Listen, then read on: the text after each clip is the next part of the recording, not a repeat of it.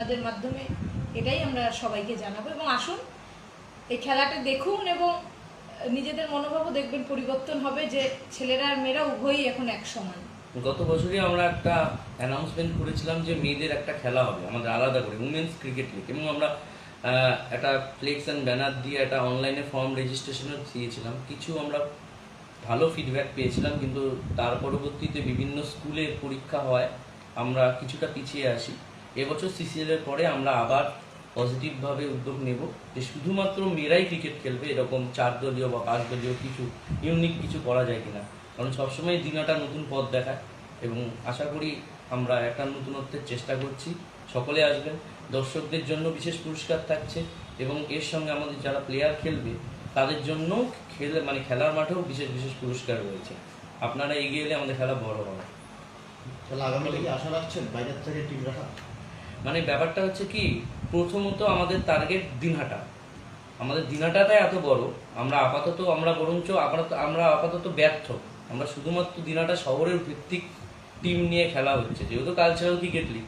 আমার নিজেও গ্রামে বাড়ি আছে, আমি জানি দিনহাটার বিভিন্ন দূর দূরান্তের গ্রামে এত ভালো ভালো সাংস্কৃতিক গ্রুপ রয়েছে, সেখানে এত ভালো ভালো ছেলেমেয়েরা রয়েছে, আমরা বরঞ্চ পিছিয়ে রয়েছি। এই আপনাদের মাধ্যমে যারা দেখবেন তাদের বলছি একটু খেলায় আসবেন, আমাদের সাথে একটু যোগাযোগ করবেন।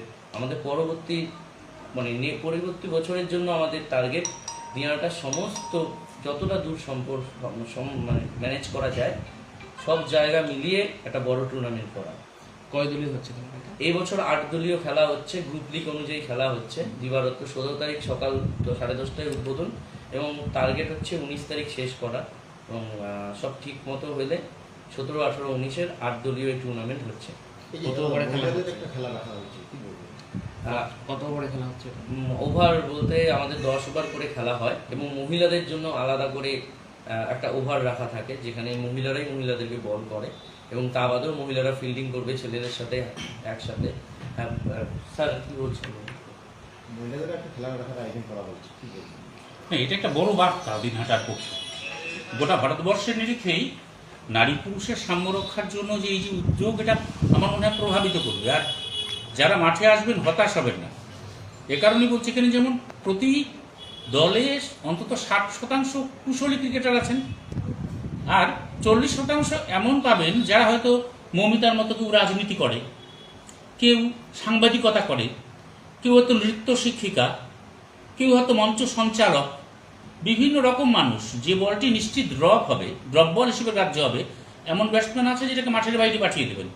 পাশাপাশি এমন বলও আপনারা দেখবেন যে বলটা নিশ্চিত ওয়াইড হতে যাচ্ছে, ব্যাটসম্যান একক